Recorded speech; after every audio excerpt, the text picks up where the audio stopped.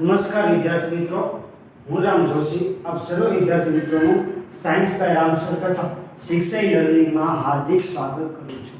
मित्रों, આપણે આજે ચેપ્ટર નંબર 15 એટલે કે આપના પર્યાવરણની ખૂબ જ અગત્યનો ટોપિક અને ઘણીવાર પરીક્ષામાં એમસીક્યુ તથા 3 માર્કમાં પૂછાવો શબ્દ ટોપિક ભણવાનો છે, જેનું નામ છે નિવસન તંત્રના ઘટકો।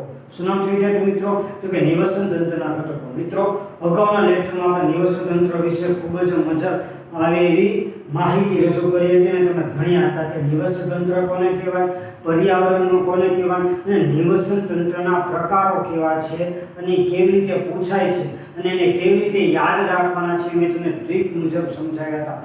आई होप તમને આ નિવસન તંત્રના પ્રકારો સરખી રીતે સમજાઈ ગયા છો। મિત્રો, મારી એક આગ્રહ છે કે નિવસન તંત્રના ઘટકો સમજતા પહેલા નિવસન તંત્રના પ્રકારો સમજી લેવા ખૂબ જ આવશ્યક છે, કારણ કે નિવસન તંત્રના પ્રકારો અને નિવસન તંત્રના ઘટકો એકબીજા સાથે મેળા બાંધેલા છે, સંલગ્ન છે। બરાબર છે મિત્રો?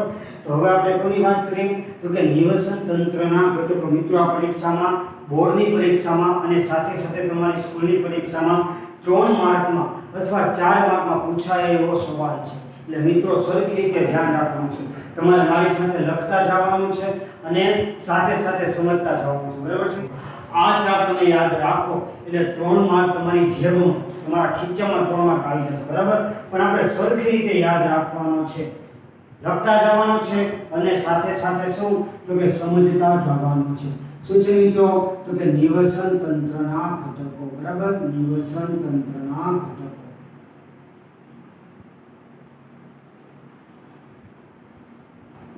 બરાબર? નિવસન તંત્રના ઘટકો। મિત્રો, નિવસન તંત્રના પ્રકારો છે ને એવા જ રીતે નિવસન તંત્રના ઘટકોની વાત કરવામાં આવે છે। તો જો હું નિવસન તંત્રના ઘટકોની વાત કરું તો એના મુખ્ય 2 પ્રકાર પાડવામાં આવે। શું કરાય? નિવસન તંત્રના ઘટકોની વાત કરું તેના મુખ્ય કેટલા પ્રકાર પડે મિત્રો? તો કે 2 પ્રકાર પડે। પહેલો પ્રકાર છે જેને કહેવાય છે અજૈવિક ઘટકો। શું કહેવાય છે? તો કે અજૈવિક ઘટકો। અને જો મારે એના બીજા પ્રકારની વાત કરવી હોય તો એનું નામ આવે જૈવિક ઘટકો। શું આવે મિત્રો? જૈવિક ઘટકો।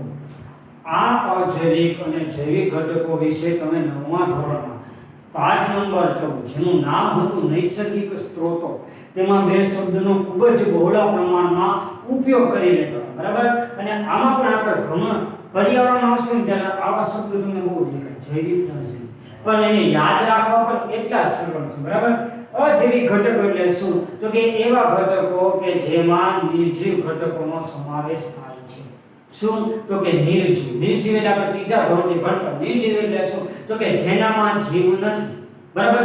જે પોતે જાતે હલનચલન ન કરી શકે, પ્રચલન ન કરી શકે, જે પોતાની જાતે પ્રજનન ન કરી શકે, જે પોતાની સાથે ખાઈ ન શકે, ચાલી ન શકે, દોડી ન શકે, ઉડી ન શકે, બરાબર, પોતાની જાતે કાંઈ ન કરી શકે, એને નિર્જીવ કહેવાય। બરાબર? તો એને શું કહેવાય? તો કે એને નિર્જીવ ઘટકો કહેવાય। શું? તો કે નિર્જીવ ઘટકોનો સમાવેશ થાય। નિર્જીવ ઘટકો તો કે સાહેબ નિર્જીવ ઘટકોમાં ઉદાહરણ આ દેવું હોય તો કે નિર્જીવ ઘટકોમાં ઉદાહરણ શું આવે? તો કે નિર્જીવ ઘટકોના ઉદાહરણમાં પહેલું તો કે શું આવે? તો કે સૂર્યપ્રકાશ, પછી તો કે H2O, પછી તો કે હવા, આ બધા શું છે? તો કે નિર્જીવ ઘટકો। બરાબર? તો જૈવિક ઘટકો એટલે શું? તો કે જો મારે જૈવિક ઘટકોની વાત કરવી હોય તો જૈવિક ઘટકો એટલે શું? તો કે સજીવ ઘટકોનો સમાવેશ થાય।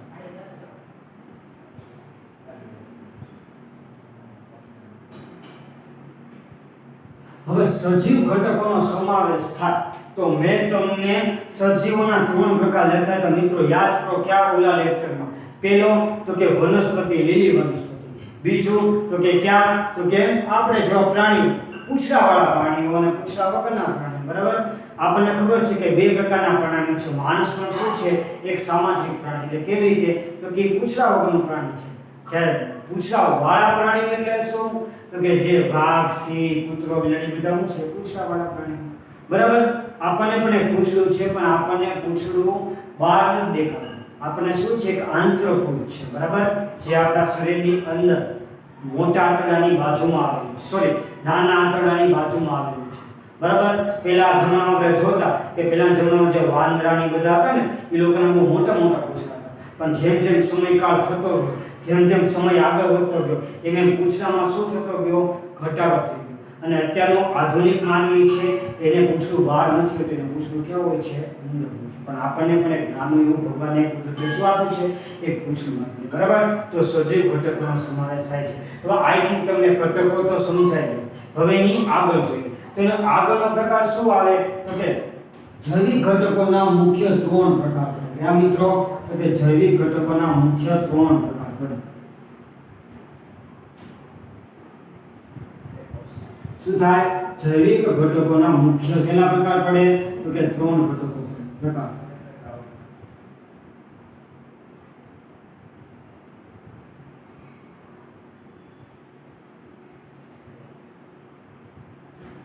क्या तो કે સૌપ્રથમ જેની વાત કરી હોય તો સૌપ્રથમ પ્રકાર કયો આવે તો કે જૈવિકમાં આવે ઉત્પાદકો. શું આવે મિત્રો તો કે ઉત્પાદકો. તો કે ઉત્પાદકો મારે કોને કહેવાય તો કે ઉત્પાદકો એટલે સંધિ જો છૂટી પડે તો શું થાય? ઉત્પાદન. પોતાની જાતે શું કરે? ઉત્પાદન કરે. તો કે કોણ ઉત્પાદન કરે તો કે મનુષ્યને મેઇન કોની જરૂરિયાત છે તો કે ખોરાકની જરૂરિયાત છે. તો જો મારે ઉત્પાદકોની મારે જો વ્યાખ્યા લખવી મિત્રો તો શું થાય તો કે ઉત્પાદકો એટલે શું તો કે પ્રકાશ અને શું પ્રકાશ અને ક્લોરોફિલની હાજરીમાં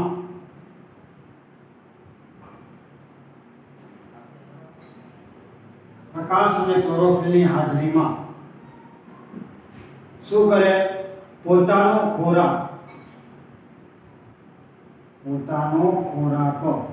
શું કરે તો કે જાતે બનાવે છે, બરાબર. જે સજીવો ક્લોરોફિલ અને પ્રકાશ એટલે કે સૂર્યપ્રકાશની હાજરીમાં પોતાનો ખોરાક જાતે બનાવતા હોય તેને કહેવાય છે ઉત્પાદકો. જેમ કે લીલી વનસ્પતિ. જો ઉદાહરણ લખવું હોય તો શું થાય મિત્રો તો કે લીલી વનસ્પતિ.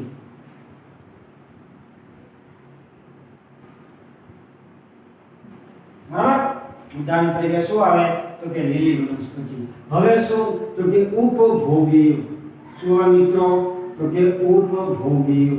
ઉપભોગીઓ કયો અથવા ઉપભોક્તા કયો આ બંને શું છે તો કે એક મમ્મીના જ દીકરા છે. શું મિત્રો તો કે એક માના દીકરા.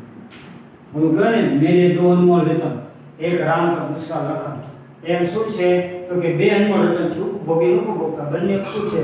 સરખા છે, બરાબર. હવે ઉપભોગીઓનું જો મારે વ્યાખ્યા લખવી તો શું કરે તો કે આવા ભોગીઓ શું? આવા સજીવો શું તો કે ઉપભોગીની વ્યાખ્યા લખો તો શું કરે તો કે આવા સજીવો પ્રત્યક્ષ કે પરોક્ષ રીતે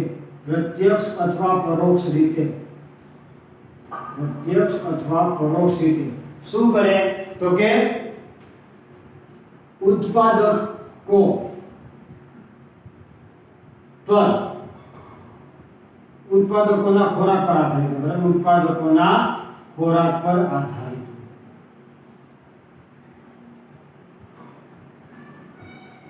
બરાબર. આવા પ્રકારના સજીવો શું હોય તો કે પ્રત્યક્ષ એટલે સીધી રીતે અથવા પરોક્ષ એટલે કે કોકના દ્વારા, બરાબર. તો કોના તો ઉત્પાદકોએ જે પોતાનો ખોરાક બનાવ્યો છે એ રીતે ખાય. જેમ કે લીલી વનસ્પતિ પોતાનો પ્રકાશ સંશ્લેષણની ક્રિયા કરીને પોતાનો ખોરાક જાતે બનાવે, બરાબર, અને પોતાની વૃદ્ધિ કરે, બરાબર. પછી હરણ છે એને ભૂખ લાગે એટલે કોઈ માણસને અથવા કોઈ સજીવને ન ખાય, પણ શું કરે આવી જે લીલી વનસ્પતિઓને હોય એને પોતાનો ખોરાક બનાવે. તો શું થયું? પ્રત્યક્ષ, બરાબર.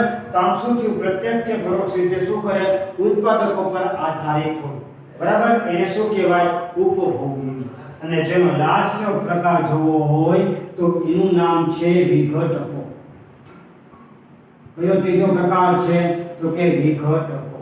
શું નામ છે મિત્રો તો કે વિઘટકો. વિઘટકોનું મારે જેનું ગુજરાતી કહ્યું તો શું કરે તો કે શું થાય તો કે ઉપભોગીઓનું ઉપભોગી સજીવોના શરીરનું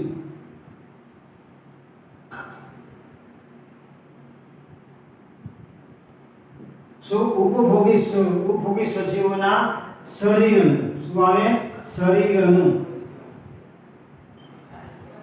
ઉપભોગી સજીવોના શરીરનું શું કરે તો કે વિઘટન શું કરે તો કે વિઘટન કરે તો કે સાહેબ વિઘટન કરે એટલે શું આપણે પહેલા ચેપ્ટરમાં વિઘટન પ્રક્રિયા કરે તો વિઘટન એટલે કાયમી છૂટું કરવું શું કરે તો કે જ્યારે કોઈ કૂતરો બિલાડી અથવા ઉંદર કે કોઈ મરી ગયું હોય ને તો તમને 2-3 દિવસ એમ તો વાસ આવે બરાબર તો ખ્યાલ છે અથવા તમારા ઘરમાં કોઈ ખૂણામાં કોઈ ઉંદર કે ઉંદરડી મરી ગઈ તો તમે એમ કે મમ્મી જોતા આજુબાજુમાં રૂમમાં કોઈ ઉંદરડી મરી ગઈ એવું લાગે છે તો તમારા મમ્મી કે તને કેમ ખબર પડે તો કે મમ્મી એક ખરાબ વાસ આવે છે એના દ્વારા મને ખબર પડી કે કોક ઉંદર કે ઉંદરડી મરી ગયા અથવા કોકના બાજુના ખાંચામાં અથવા કોઈના ઘરમાં બિલાડી મરી ગઈ તો કોઈનું વિઘટન થતું હોય એનું કોહવાત હોય ને તો તમારા નાકમાં સુકલી વાસ આવે ખરાબ એ તમે બાજુમાં કે જો તમારા ઘરમાં કોઈ બિલાડી નથી મરી ગઈ તો તમને કેવી રીતે ખબર પડી કે આજુબાજુના ઘરમાં તો તમારા ઘરમાં કોઈ ઉંદર બિલાડી કૂતરો મરી ગયો તો કે એના દ્વારા ખબર પડી કે જ્યારે કોઈ સજીવ પોતાનું શરીર છોડે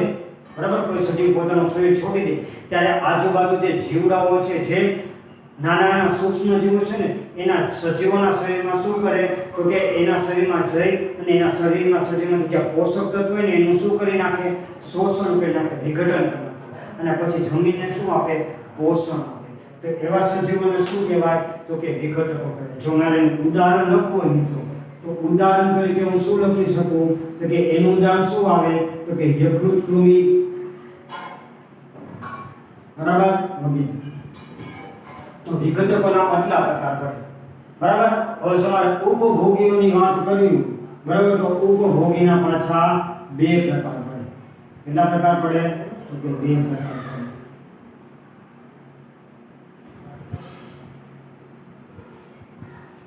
બરાબર ઉપભોગીના કેટલા પ્રકાર પડે મિત્રો તો કે 2 પ્રકાર પડે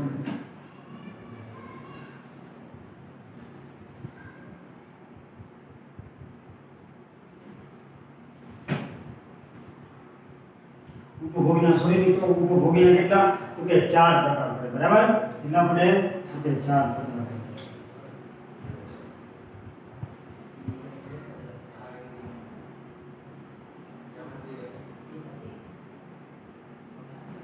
તો કે પહેલા પ્રકારમાં શું આવે તો કે તૃણાહારી સજીવો શું આવે મિત્રો તો કે તૃણાહારી સજીવો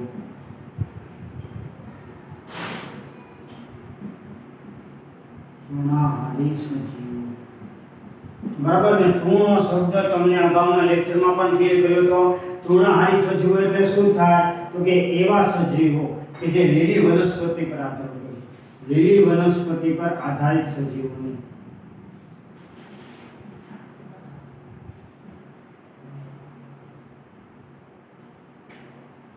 લીલી વનસ્પતિને પોતાનો ખોરાક બનાવે લીલી વનસ્પતિને પોતાનો ખોરાક બનાવે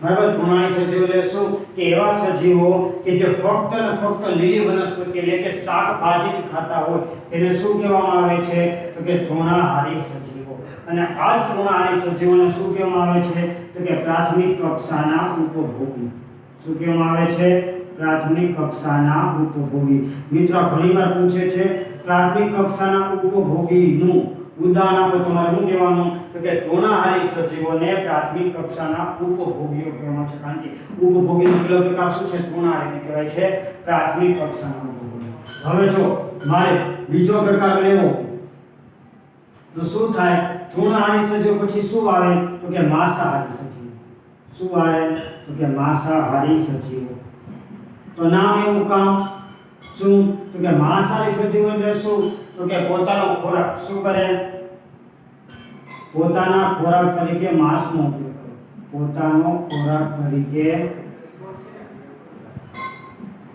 માંસનો માંસ એટલે શું તો કે માંસનો ઉપયોગ કરે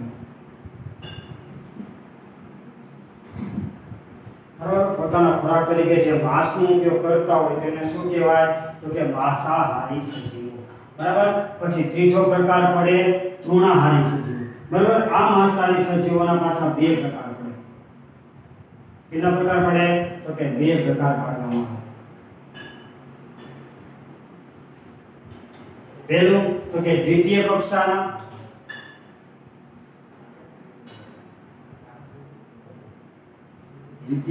ઉપભોગી. બરાબર. અને આ શું આવશે? તૃતીય કક્ષાનો.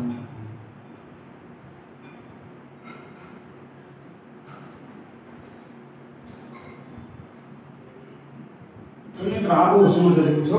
દ્વિતીય કક્ષાનો ઉપભોગી અને તૃતીય કક્ષાનો ઉપભોગી.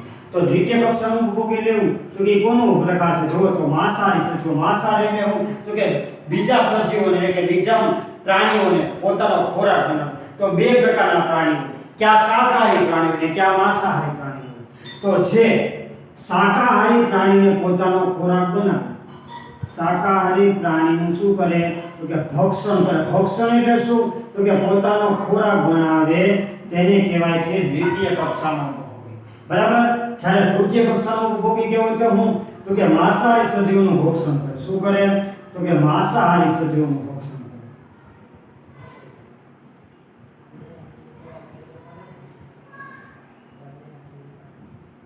બરાબર. એને શું કહેવાય? તો કે માંસાહારી સજીવો. બરાબર. અને છેલ્લો તો નહીં પણ સોરી ત્રીજો કયો પ્રકાર પડશે? તો કે ત્રીજો પ્રકાર પડે છે સર્વાહારી સજીવો. શું પડે છે મિત્રો? સર્વાહારી સજીવો. કયા પ્રકાર પડે છે મિત્રો? તો કે સર્વાહારી સજીવો. તો મિત્રો સર્વાહારી સજીવો કોને કહેવામાં આવે? તો કે સર્વાહારી સજીવો એટલે શું કરે? તો કે લીલી વનસ્પતિ અને માંસ બંનેનો ખોરાક તરીકે ઉપયોગ કરે.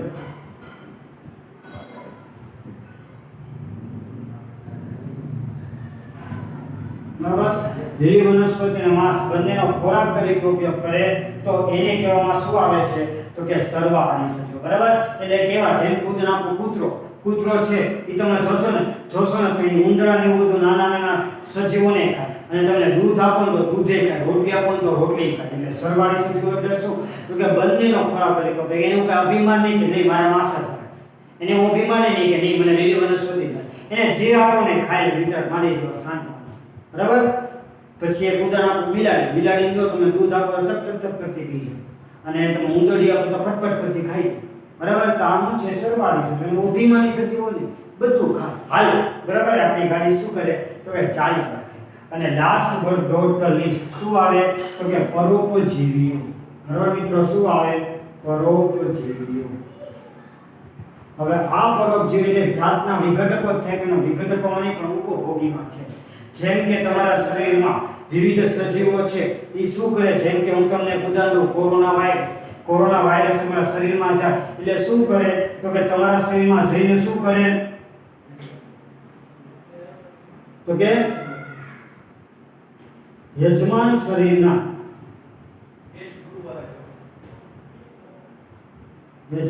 શરીરના પાણીનું ઉપયોગ કરે. શું કરે? પાણીનો ઉપયોગ કરે એટલે શું? તો કે યજમાન શરીર એટલે કોઈના શરીરમાં જઈને એના શરીરનું બધું જ પાણી પોતાની અંદર ખેંચી લે. જેમ કે તમને કોઈ મેલેરિયા થાય ને તમને, તો તમારા મેલેરિયામાં શું તમારા શરીરમાં પાણી ઘટતું છે. હવે આપણને ખબર છે કે 9મા ધોરણમાં 5મા ચેપ્ટરમાં ભણી આશ્રુતિ. બરાબર છે. આપણા શરીરમાં કોષોમાં દર વખતે પાણીની જરૂરિયાત છે. જો પાણીની માત્રા કમ અથવા વધારે થાય તો આપણા શરીરને નુકસાન થાય. તો આવા પરોપજીવી શું કરે? તો કે મનુષ્યના શરીર અથવા પ્રાણીના શરીરમાં જઈ અને બધા જ પાણીનું પોતાની અંદર શું કરી નાખે? તો કે શોષણ કરી નાખે અને પોતાની અંદર લઈ લે. બરાબર. તો આને શું કહેવાય છે? તો પરોપજીવી. બરાબર છે મિત્રો. તો આમ નિવસન તંત્રના ઘટકોના બધા જ પ્રકારો અહીંયા પૂરા થાય છે.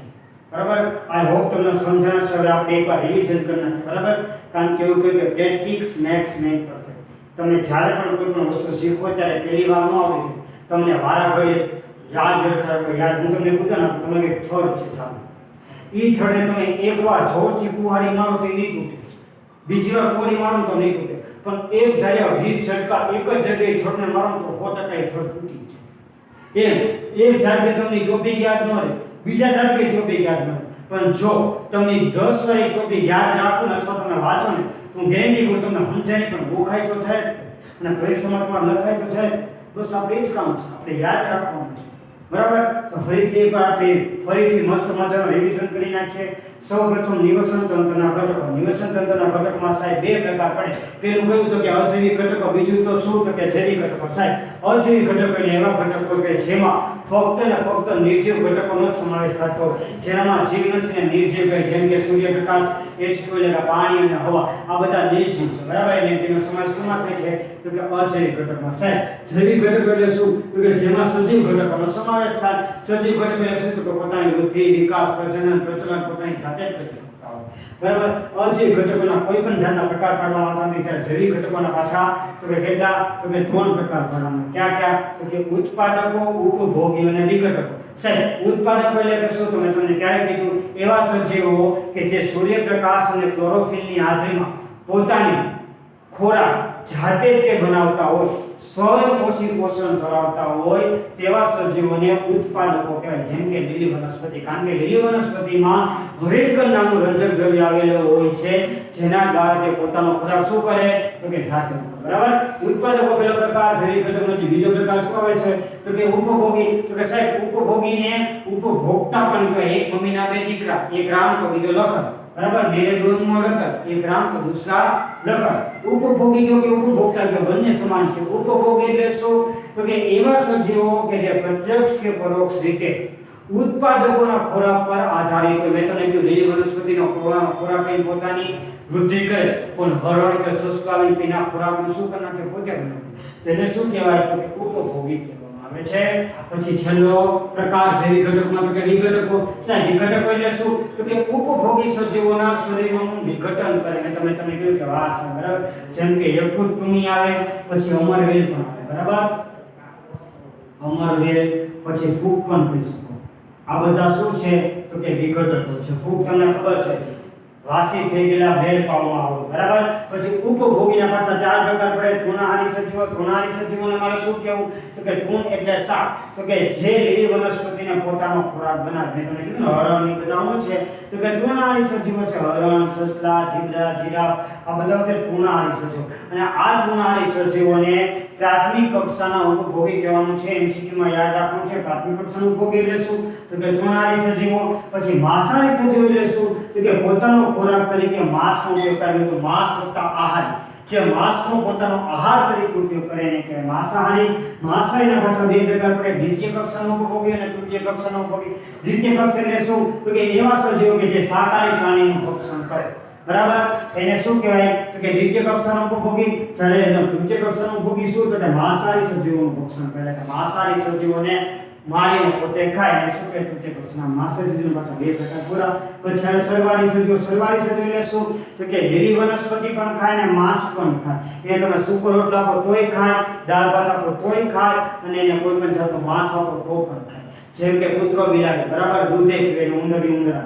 બરાબર? એને શું કહેવાય સર્વાહારી સજીવો. અને ઉપભોગીનો છેલ્લો પ્રકાર પરોપજીવીઓ. પરોપજીવી એટલે કે કોઈ પણ યજમાન શરીરની અંદર જઈ એનું બધું જ પાણીનું શોષણ કરી નાખે, એને શું કહે પરોપજીવીઓ. બરાબર? તો આ મિત્રો નિવસન તંત્રના ઘટકો છે. તમારે એકવાર લખવાનું છે, સરસ રીતે સમજીને સમજવાનું. કારણ કે આ 3 માર્કમાં પૂછવા માટે આ ચેપ્ટરમાંથી મારે જો 3 માર્કમાં સવાલ પૂછવો હોય તો નિવસન તંત્રના ઘટકો પૂછો. બરાબર છે મિત્રો? સરસ મજા તે લખી નાખો અને યાદ રાખી નાખો. હવે આપણે વાત કરવાની છે અજૈવિક ઘટકોમાં આહાર શૃંખલા કેવી થાય ને પછી આપણે આહાર શૃંખલાને આહાર ઝાડ કરવાની છે. બીજા ટોપિકની વાત કરી જેનું નામ શું છે તો કે અજૈવિક અને જૈવિક ઘટકો એકબીજા પર આધારિત છે. એટલે આમ તો હું કહી શકું કે જૈવિક ઘટકો અજૈવિક ઘટકો વગર પોતાનો ખોરાક ન બની શકે. બરાબર? એટલે જૈવિક ઘટકો છે ને મિત્રો એ અજૈવિક ઘટકો પર ખોરાક તરીકે આધારિત છે. તો કે કેવી રીતે તમને અજૈવિક ઘટકોમાં કીધું કે પાણી, પ્રકાશ, હવા, ભૂમિ આ બધા શું છે તો કે અજૈવિક ઘટકો છે. બરાબર? હું તમને આહાર જાણે કે આહાર શૃંખલા બતાવીશ. આ આહાર શૃંખલા એકબીજા પર કેવી રીતે નિર્ભર થાય છે, કેવી રીતે એકબીજાને મળે છે એ આપણે જોવાનું છે મિત્રો. યાદ રાખો મેં તમને શું કીધું પહેલા. બરાબર? તો આ સૂર્ય છે શું કરે તો કે સૂર્યમાંથી શું કરે વનસ્પતિ પોતાનો ખોરાક માટે તો કે સૂર્યના કિરણોનું શું કરે તો કે શોષણ કરે બરાબર એટલે સૌપ્રથમ શું લે તો કે સૂર્યપ્રકાશ લે શું લે મિત્રો તો કે સૂર્યપ્રકાશ આ સૂર્યપ્રકાશનો ઉપયોગ તે પોતાની પ્રકાશ સંશ્લેષણની ક્રિયામાં બરાબર પછી બીજું શું તો કે એની માટે પાણી જોઈએ તો કે પાણી ક્યાંથી મળે તો મિત્રો આપણને ખબર છે કોઈ પણ વનસ્પતિ પોતાના મૂળ દ્વારા શું કરે પાણીનું શોષણ કરીને પોતાનો ખોરાક બનાવે બીજું અજૈવિક ઘટક તરીકે શેનો ઉપયોગ કરે તો કે પાણીનો ઉપયોગ કરે ત્રીજા અજૈવિક ઘટક તરીકે શેનો ઉપયોગ કરે તો કે હવા એટલે કયો વાયુ તો કે CO2 આપણને બધી વનસ્પતિ CO2 વાયુ ગ્રહણ કરે અને કયો વાયુ મુક્ત કરે તો કે O2 વાયુ મુક્ત કરે બરાબર આમને ત્રીજો કયો તો કે ભૂમિ આપણને ભૂમિ કેવી રીતે ભૂમિનો ઉપયોગ કરે તો કે વનસ્પતિ પોતાનો આધાર રાખવા માટે પોતાના શરીરને ટટ્ટા અથવા થડને પોતાના અંગોને ટટ્ટા રાખવા માટે ભૂમિનો સમતલ તરીકે ઉપયોગ કરે બરાબર છે આપણને કોઈ પણ જાતની વનસ્પતિ હોય એને શું કહેવામાં આવે તો કે ઉત્પાદકો કહીએ શું કે એને ઉત્પાદકો એટલે શું તો કે અજૈવિક ઘટકોનો ઉપયોગ કરે બરાબર હવે આગળ વધીએ તો કે અજૈવિક ઘટકોનો શું કરે ઉપયોગ કરીને લીલી વનસ્પતિ પોતાનો ખોરાકનું શૃંખલાને આગળ વધે હવે બીજા નંબરમાં શું આવશે તો કે આ લીલી વનસ્પતિને કોણ ખાવાનું ટ્રાય કરે તો કે આવા વનસ્પતિને કોણ ખાય તો કે તૃણાહારી સજીવો કોણ ખાય છે મિત્રો તો કે તૃણાહારી સજીવો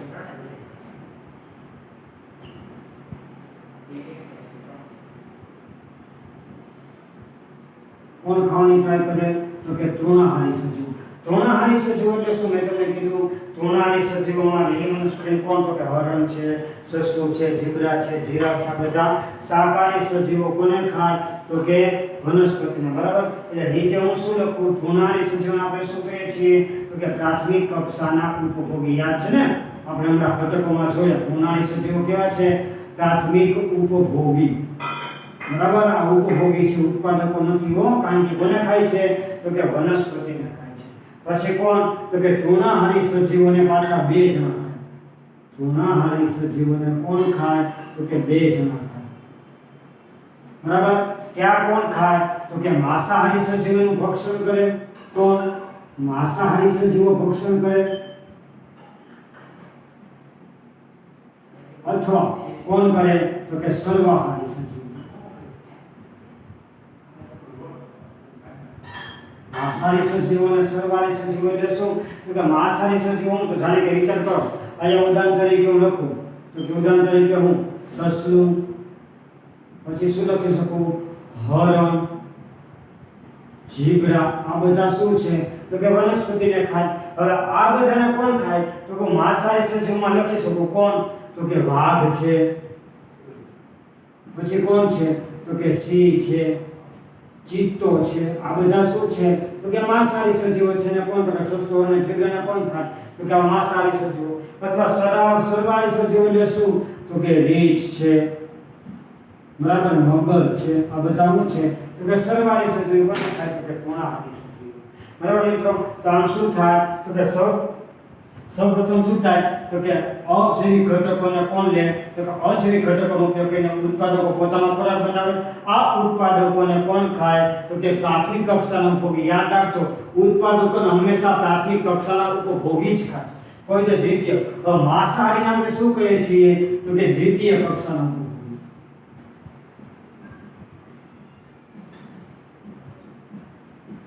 બરાબર દ્વિતીય અથવા શું આવે મિત્રો દ્વિતીય કક્ષાના ઉપભોગી અથવા તૃતીય કક્ષાના ઉપભોગી બરાબર દ્વિતીય કક્ષાના અથવા તૃતીય કક્ષાના ઉપભોગી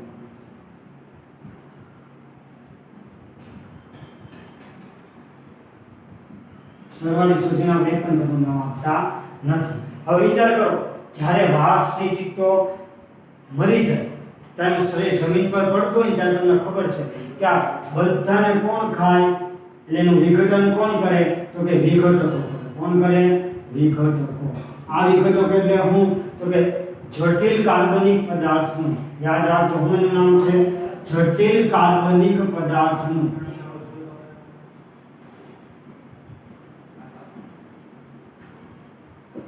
સરળ કાર્બનિક પદાર્થમાં રૂપાંતર.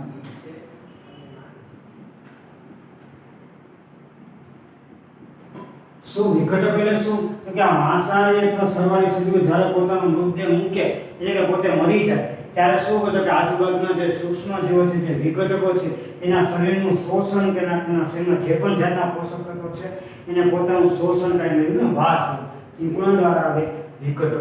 જો મિત્રો આમ શું છે આ સવાલ પૂછો નહીં કે તમને સમજાવવા માટે મેં કહ્યું શું તો કે અજૈવિક ઘટકો, જો આ ઉત્પાદકોના અજૈવિક ઘટકો ન મળે એટલે જો આ ઉત્પાદકોને ખાવા માટે શી જરૂર પડે? પોતાનો ખોરાક બનાવવા માટે તો આ 4 ઘટકો કયા? તો કે ભૂમિ, હવા, પાણી, સૂર્યપ્રકાશ. આ જ ન મળે તો ઉત્પાદકો પોતાની વૃદ્ધિ કરી શકે? તો કે ન કરી શકે, કારણ કે ખોરાક ન મળે. ઉત્પાદકો ન હોય તો તૃણાહારી જીવોનો સજીવ પોતાનું જીવન ગાળી શકે, તૃણાહારી સજીવો પોતાનું જીવન ન ગાળી શકે, તો માંસાહારી સજીવો પોતાનો ખોરાક ન બનાવી શકે, સરવાળી સજીવો પોતાનો ખોરાક ન બની જાય. તો મિત્રો આમ શું છે? જૈવિક ઘટકો. અને જો પછી શું કરે? આ વિઘટકો એ સજીવોનું શોષણ કરી નાખે ને પછી પોષક તત્વોને ક્યાં નાખે તમને ખબર? ભૂમિ. કારણ કે તમે જોજો જેમાં વિઘટકોની સંખ્યા વધારે હોય ને એ ભૂમિ ફળદ્રુપ ગણાય. આપણે બસ ફળદ્રુપ હોય ને તો જ લીલી વનસ્પતિને બધા ખેતરની બધા ઉગે, બરાબર? એ ન હોય ને તો એ ઉગતા નથી. એટલે જો આખું ચક્ર એકબીજા સાથે ફરતું હોય, બરાબર? આમ શું છે? અજૈવિક ઘટક હોય તો જ ઉત્પાદકો પોતાનો ખોરાક બનાવે, ઉત્પાદક હોય તો તે તૃણાહારી સજીવો પોતાનો ખોરાક બનાવે, તૃણાહારી સજીવ હોય તો જ માંસાહારી સરવાળી સજીવો પોતાનો ખોરાકને ખાઈ શકે, અને આ હોય તો જ વિઘટકો જીવી શકે, અને વિઘટકો હોય તો જ તે અજૈવિક ઘટકો. તો મિત્રો આમ સાયકલ શું થતી રહે? ચાલતી રહે. આમ અજૈવિક અને જૈવિક ઘટકોનું એકબીજામાં શું થતું જાય? સંમિલન થતું, એકબીજા સાથે શું થાય? ચક્ર ચાલતું રહે, અને આમ આખી આહાર શૃંખલા ચાલતી રહે. બરાબર છે મિત્રો? તો આ સરસ મજાની કે એક જાણકારી પાતું છે, તમને એક જગ્યાએ પૂછાતું નથી કે આવું સમજાવો, બરાબર? આની કરતા છે હાર્ડ સમજાય છે, પણ આ પહેલી વાર સમજી લો ને પછી આગળનો જે આહાર શૃંખલાનો ટોપિક છે એ તમને સરખી રીતે સમજાય, બરાબર? તો મિત્રો સરખી રીતે શું કરવાને? નોટ ડાઉન કરી લો. તો હવે આપણે વાત કરવાની છે આહાર શૃંખલામાં પોષક સ્તર વિશેની વાત. આ પોષક સ્તર તમને પરીક્ષામાં પૂછવામાં આવે છે, બરાબર? તો આ પોષક સ્તર ઘણા વિદ્યાર્થી મિત્રો સમજવામાં ગળમથોડ ખાય એટલે એને સરસ રીતે સમજાવવાનું તમને ટ્રીક આપું છું. આ એક લેક્ચરમાં આટલી યાદ રાખશો એટલે તમને વિવિધ પોષક સ્તરો છે જે સમજવામાં મુશ્કેલી પડે છે ને તરત સમજાઈ જશે, બરાબર? તો કે સૌપ્રથમ કોઈ પણ આહાર શૃંખલાની શરૂઆત ક્યાંથી થાય? તો કે કોઈ પણ આહાર શૃંખલાની શરૂઆત લીલી વનસ્પતિથી કરવામાં આવે. ક્યાંથી કરવામાં આવે? તો કે લીલી વનસ્પતિ, બરાબર? આ લીલી વનસ્પતિને આહાર તરીકે કોણ લે છે? તો કે આ લીલી વનસ્પતિને આહાર તરીકે શું? આ લીલી વનસ્પતિને આહાર તરીકે કોણ લે? તો કે તીડ. કોણ લે? તીડ. પછી આ તીડને કોણ ખાય? તો કે આ તીડનો આહાર તરીકે ઉપયોગ દેડકો. કોણ કરે? દેડકો.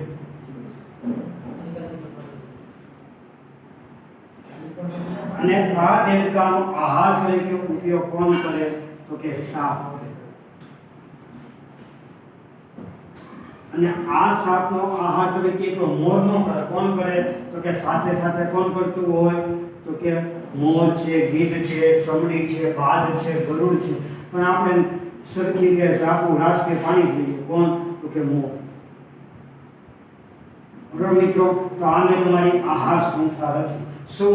તો કે લીલી વનસ્પતિના આહાર તરીકે કોણ કરે? તો કે તીડ કરે, તીડનો આહાર તરીકે દેડકો, દેડકાનો આહાર સાપ, સાપનો આહાર મોર. તો આમ શું થાય? તો કે આહાર શૃંખલા રચવામાં આવે. હવે આ આહાર શૃંખલામાં પોષક સ્તર રચાય. એની પહેલા આપણે વાત કરી નાખીએ લીલી વનસ્પતિ શું છે? તો કે લીલી વનસ્પતિ છે ઉત્પાદકો છે. શું છે? ઉત્પાદકો. બરાબર? જ્યારે આ બધા શું છે? તો કે ઉપભોગીઓ છે. મોરથી લઈને તીડ એ શું આવે? તો કે ઉપભોગીઓમાં આવે. શેમાં આવે? ઉપભોગીઓ. ઉપભોગીઓ અથવા ઉપભોક્તા. ઉપભોક્તા એટલે શું? કે આપણે હમણાં કેમ કહ્યું ને, કારણ કે તીડ છે લીલી વનસ્પતિનો શો કરીને શું થયું તો કે લીલી વનસ્પતિ પર આધારિત છે, ઉત્પાદકો પર આધારિત છે, એટલે શું થયું તો કે એ પોષક સ્તર છે. બરાબર. તો ઉત્પાદકો અને ઉપભોગીઓ બંને એકબીજા સાથે મળીને શું બનાવે તો કે આહાર શૃંખલાની રચના કરે. બરાબર મિત્રો. તો આ બધા યાદ રાખજો, બધી આહાર શૃંખલામાં પોષક સ્તરો, પોષક સ્તર એટલે સ્તર એટલે હું તો આપણે તમને ખબર કોઈ ઘર બનતું હોય તેમ કે કડીને એમ કે અહીંયા છે 10 ઈંટનો સ્તર લાગશે. સ્તર એટલે હું તો કે પહેલી લાઈન એક સ્તર કે, બીજી લાઈન બીજો સ્તર, ત્રીજી લાઈન ત્રીજો સ્તર, એમ કોઈ પણ સામાન્ય આ શૃંખલામાં 4 પ્રકારના પોષક સ્તરો નીચેથી સ્ટાર્ટ કરવાનું. પહેલું પ્રથમ પોષક સ્તર, દ્વિતીય પોષક સ્તર, તૃતીય પોષક સ્તર, ચતુર્થ પોષક સ્તર. બરાબર. તો લીલી વનસ્પતિથી શરૂઆત કરવામાં આવે કોઈ પણ આ શૃંખલાની, એટલે ઈ કયું પ્રથમ તો કે ઈ કયું પોષક સ્તર રચે છે તો કે પ્રથમ પોષક સ્તર રચે. કયું પોષક સ્તર રચે? પ્રથમ પોષક સ્તર રચે છે. બરાબર. કોઈ પણ આ શૃંખલામાં પ્રથમ પોષણ સ્તર કોણ રચે તો કે લીલી વનસ્પતિ. બરાબર. દ્વિતીય પોષક સ્તર કોણ રચે તો કે પ્રાથમિક કક્ષાનો ઉપભોગી. બરાબર. આ તીડ છે એ તૃણાહારી સજીવ છે. તૃણાહાર સજીવ છે એટલે કેવો છે મિત્રો તો કે પ્રથમ કક્ષાના ઉપભોગી. હમણાં મેં તમને કીધું હતું ને, પ્રથમ કક્ષાના ઉપભોગી. અને એ આ શૃંખલામાં કેટલામું સ્તર? પ્રથમ પોષક સ્તર લીલી વનસ્પતિ. તો દ્વિતીય પોષક સ્તર કોણ રચે? એ પ્રાથમિક કક્ષા.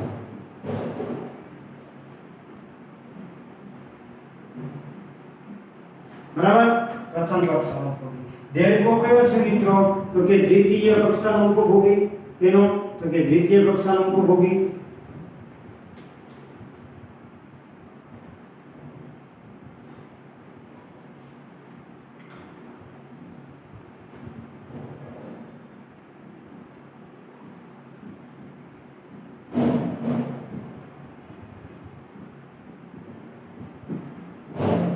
બરાબર. દ્વિતીય કક્ષાનો ઉપભોગી. અને એ કયું પોષક સ્તર છે તો કે તૃતીય પોષક સ્તર.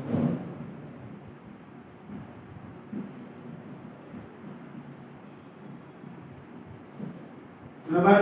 કયું પોષક સ્તર છે તો કે તૃતીય પોષક સ્તર.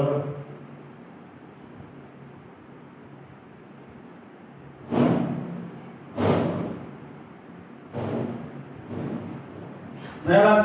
અને ચોથું પોષક સ્તર કોણ રચે તો કે સાપ રચે.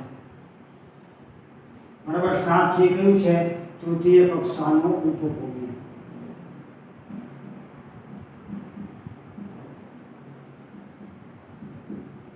સામાન્ય તૃતીય કક્ષાનો કાંકેનું. અને કેટલામું પોષક સ્તર રચે તો કે ચતુર્થ પોષક સ્તર. ચતુર્થ પોષણ સ્તર. બરાબર. તો મિત્રો હંમેશા યાદ રાખજો, કોઈ પણ આહાર શૃંખલામાં કેટલા પોષણ સ્તર હોય? 3 અથવા 4. પ્રથમ પોષક સ્તર હંમેશા લીલી વનસ્પતિ હોય. બીજું પોષક સ્તર પ્રથમ કક્ષાના હોય. પ્રથમ કક્ષાનું કામ કારણ કે લીલી વનસ્પતિને ડાયરેક્ટ પોતાનો ખોરાક મળે. બરાબર. દેડકો છે લીલી વનસ્પતિને પોતાનો ખોરાક નથી બનાવતો, પણ કોને તો કે તીડ એટલે પ્રથમ કક્ષા. એટલે પ્રથમ પોષણ સ્તર, દ્વિતીય, તૃતીય અને ચતુર્થ. બરાબર. અને ઉપભોગીમાં પ્રથમ કક્ષાનો ઉપભોગી, દ્વિતીય કક્ષાનો ઉપભોગી, તૃતીય. તો સાહેબ મોરથી પોષણ સ્તર ન થતું નહીં, કારણ કે મોરનો કોઈ ખોરાક તરીકે ઉપયોગ જ નથી કરતું. બરાબર છે. મોર શું કરે તો કે મોર જ્યારે મળે ત્યારે વિઘટન શું કરી નાખે તો કે વિઘટન કરી નાખે, એટલે કોઈ પોષણ સ્તર રચતું નથી, એટલે એનું નામ આવતું નથી. બરાબર. હવે શું થાય તો કે આ પોષણ સ્તરમાં પાછું એક આવે. શું તો કે માંસાહારી પોષણ સ્તર. માંસાહારી ક્યાંથી સ્ટાર્ટ થાય છે તો કે અહીંથી ને દેડકાથી સ્ટાર્ટ થાય. આ માંસાહારી નો કહે તીડ. હું કામ? કારણ કે તીડ કોઈ માંસ નથી ખાતી, શું ખાય છે? લીલી વનસ્પતિ ખાય છે. બરાબર. એટલે ક્યાંથી થાય તો કે દેડકાથી સ્ટાર્ટિંગ થાય. બરાબર. એટલે દેડકો છે શું થાય તો કે પ્રાથમિક કક્ષાનો માંસાહારી.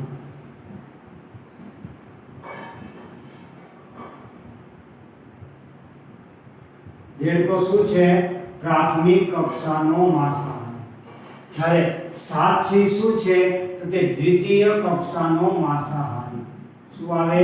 દ્વિતીય કક્ષાનો માંસાહારી.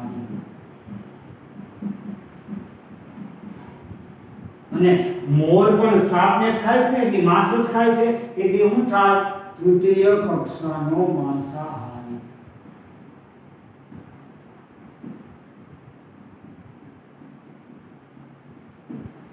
બરાબર. તો મિત્રો આ પોષણ સ્તર રચાય છે. એકવાર રિવિઝન કરી નાખીએ છો તો કે સૌપ્રથમ લીલી વનસ્પતિને કોણ ખાય? તીડ. તીડને કોણ ખાય? દેડકો. દેડકોને કોણ ખાય? સાપ. સાપને કોણ ખાય? મોર. બરાબર. લીલી વનસ્પતિ ઉત્પાદક છે. તીડ છે પ્રાથમિક, કારણ કે લીલી વનસ્પતિને ખાય. દેડકો છે દ્વિતીય, કારણ કે પ્રથમ આવ્યો તો દ્વિતીય કોણ યા. પછી તૃતીય કોણ? તો કે સાપ. હવે સાહેબ મોર કેમ નથી ઉપભોગી? કારણ કે મોર છે ઈ કોઈનો શિકાર બનતો નથી. બરાબર, એટલે એને ઉપભોગીના સ્તરમાં નથી આવતો. બરાબર. પ્રથમ પોષણ સ્તર તરીકે લીલી વનસ્પતિ, દ્વિતીય પોષણ સ્તર કોણ છે? તીડ. તૃતીય પોષણ સ્તર કોણ છે? દેડકો. ચતુર્થ પોષણ સ્તર કોણ છે? સાપ. બરાબર. કોઈ પણ હાલ સંખ્યામાં પોષણ સ્તર હોય, ક્યાં 3 પોષણ સ્તર હોય, ક્યાં 4 પોષણ સ્તર હોય. હવે શું તો કે દેડકો કોને ખાય? તીડ. તીડ છે એવું તો કે તીડનું માંસ ખાય. દેડકો શું થયો? પ્રાથમિક કક્ષાનો માંસાહારી. સાપ છે કોને? દેડકો. એટલે દેડકાનું માંસ ખાય, થઈ ગયો દ્વિતીય કક્ષાનો. અને મોર છે શું થઈ ગયો? તૃતીય કક્ષાનો માંસાહારી. બરાબર છે મિત્રો. તો આમ આહાર શૃંખલામાં પોષણ સ્તરની રચના થાય. પ્રથમ પોષણ સ્તર, દ્વિતીય પોષણ સ્તર, તૃતીય પોષણ સ્તર, ચતુર્થ પોષણ સ્તર, અને એમાં માંસાહારી 3 પ્રકારના. બરાબર. તીડ માંસાહારી નથી, કારણ કે માંસ નથી ખાતી. કોને ખાય છે? લીલી વનસ્પતિ. લીલી વનસ્પતિને ખાવાથી શું થાય? તો કે એ પોષણ સ્તર રચવામાં આવે છે. તો આખું સરખી રીતે યાદ રાખવાનું છે. અને તમને એક ત્રિકોણ આકારમાં પૂછે છે. બરાબર. તો હું તો કે ત્રિકોણ દોરવાનો.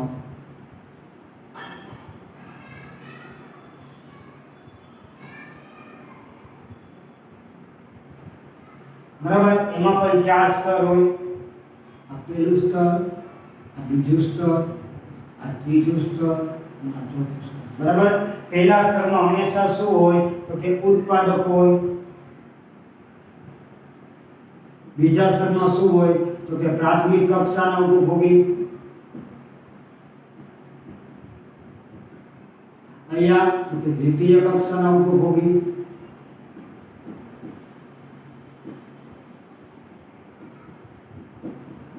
અને અહીંયા તો કે તૃતીય શું આવે? તૃતીય કક્ષાનો ઉપભોગી.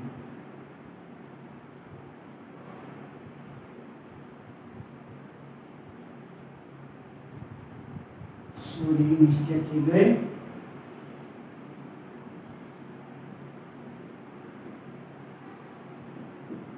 તૃતીય કક્ષાના ઉપભોગી.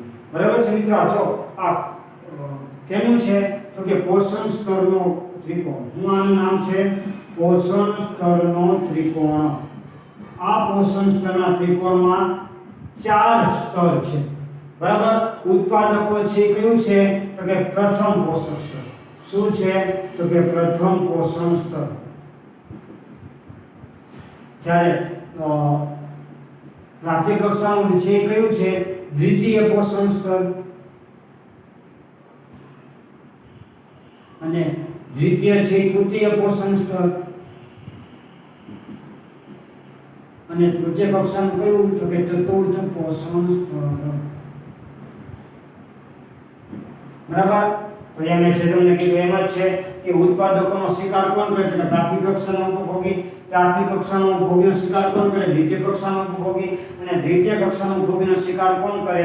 તો કે તૃતીય કક્ષાના ઉપભોગી. તો આમ નીચેથી ઉપર જાતા જાઓ એમ સજીવોની સંખ્યા ઘટતી જાય. જો ઉત્પાદકોમાં સજીવોની સંખ્યા ખૂબ જ વધારે, પ્રાથમિક કક્ષામાં એની કરતાં ઓછી, દ્વિતીય કક્ષામાં એની કરતાં નાની, અને તૃતીય કક્ષામાં સૌથી નાની. કારણ કે વિચાર કરો, ઉત્પાદકો જો સૌથી ઓછા હોય અને પ્રાથમિક કક્ષાના સજીવો વધી જાય તો ઉત્પાદકોની સંખ્યા ન હોય તો બિચારા જીવે કે? આ લોકો ન જીવે તો આ લોકો કેમ જીવે? અને આ લોકો ન જીવે તો આ લોકો કેમ જીવે? આમ સજીવોમાં જેમ જેમ સ્તર વધતા જાય એમ સજીવોની સંખ્યા ઘટતી જાય. યાદ રાખજો, એ લખું છું. જેમ પોષણ સ્તરની સંખ્યા વધે, જેમ પોષણ સ્તરની સંખ્યા વધે તેમ સજીવોની સંખ્યા ઘટે છે. સજીવોની સંખ્યા શું થાય? ઘટે. બરાબર સમજાયું કે જો લીલી વનસ્પતિઓ 5 જ હોય અને પ્રાથમિક કક્ષાના ઉપભોગીઓ 50 હોય તો 50 સજીવોને 5 વનસ્પતિને ખાવામાં ન પરવડે એટલે મરી જાય. તો પ્રાથમિક કક્ષાના સજીવો મરી જાય તો દ્વિતીય કક્ષાના સજીવો પોતાનો આહાર કોણ લે? અને દ્વિતીય કક્ષાના સજીવો મરી જાય તો તૃતીય કક્ષાના સજીવો આહાર કેમ લે? એમ શું થાય તો પોષણ સ્તરમાં શું થતું જાય તો કે તિરાડ પડી જાય. તિરાડ પડી જાય પોષણ સ્તર આહાર સ્તર શું થતી જાય? ભાંગી જાય. યાદ રાખજો, જેમ જેમ તમે પિરામિડમાં ઊંચા જતા જાઓ એમ સજીવોની સંખ્યા શું થતી જાય છે તો કે ઘટતી જાય છે. બરાબર છે મિત્રો? તો આમ શું થયું? આહાર શૃંખલા અને પોષણ શૃંખલામાં વિવિધ પોષક સ્તરની રચના કરવામાં આવે છે. આ આખું કોષ્ટક અને ત્રિકોણ અને આ વસ્તુ શું કરવાની છે તમારે યાદ રાખવાની છે. તો વિદ્યાર્થી મિત્રો, તો આજના વિડિયો લેક્ચરમાં આપણે અહીંયા સુધી જ રાખીએ. હવે નેક્સ્ટ વિડિયો લેક્ચરમાં મળશું ત્યારે આપણે આહાર શૃંખલામાં ઊર્જાનું વહન એક માર્ગે કેવી રીતે થાય છે તેની વાત કરશું અને સાથે સાથે જૈવિક વિશાલન અને ઓઝોન સ્તરમાં ઘટાડો અને એના લીધે પોતે અસર વિશે વાત કરશું અને આ ચેપ્ટરનો એન્ડ રાખશું. બરાબર છે મિત્રો? તો આજ લગીનું એટલું. ત્યારે કે તમે સરખી રીતે વાંચી લો, સરખી રીતે સમજી લો. નેક્સ્ટ વિડિયો લેક્ચરમાં નેક્સ્ટ ટોપિક સાથે મળશું. ત્યારે કે સ્ટે હોમ, સ્ટે સેફ. જય હિન્દ, જય ભારત.